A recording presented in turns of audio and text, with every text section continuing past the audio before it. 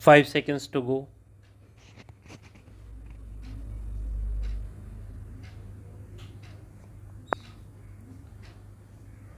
Start. Shri Raghavendra Kumar Singh, learned senior counsel for the respondent university, has invited the attention of the court to the entire material relating to parliamentary debates, the deliberations of the standing committee of the parliament, and the object and reasons to contend that firstly, the university was established under a special act, namely the 1994 Act. The said Act clearly provided for special reservation for scheduled castes, scheduled tribes, and accordingly, the first academic ordinances provide for 50% reservation to such classes. He therefore submits that this stood protected and could not be abrogated by the general provisions of the 2006 Act.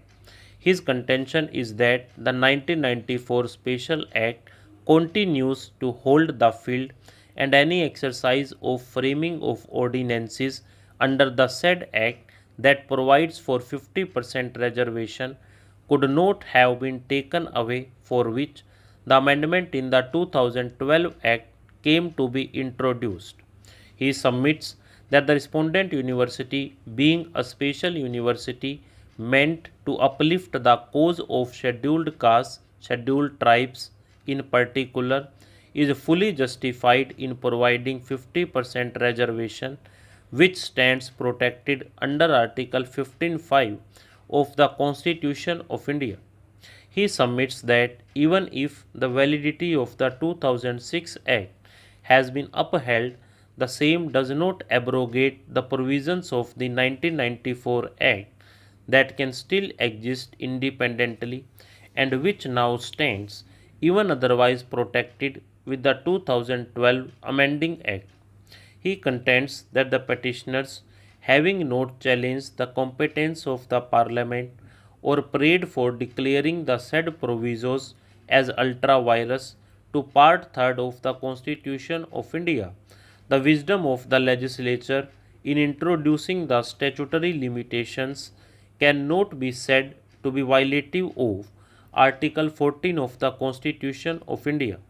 He submits that the provisos simply preserve and contain what was provided under the 1994 Parent Act of the University, and hence all the arguments advanced on behalf of the petitioners deserve to be rejected.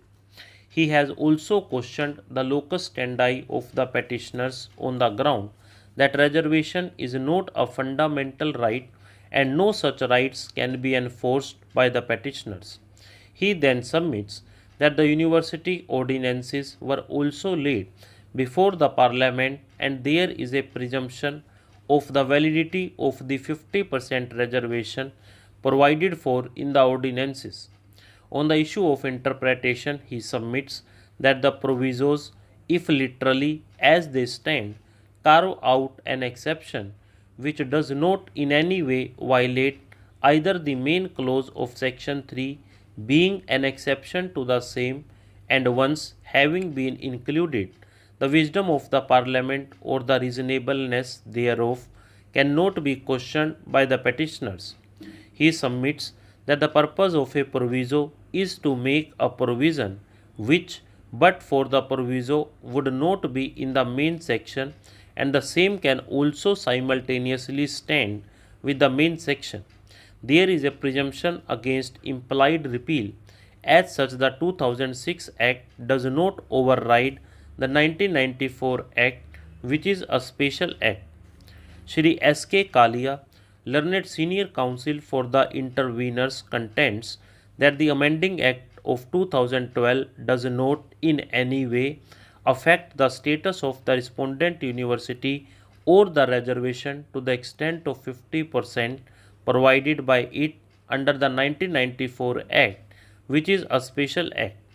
He submits that this special act would exist and any action taken thereunder cannot be questioned on the ground of any provision being made later on through another act of parliament.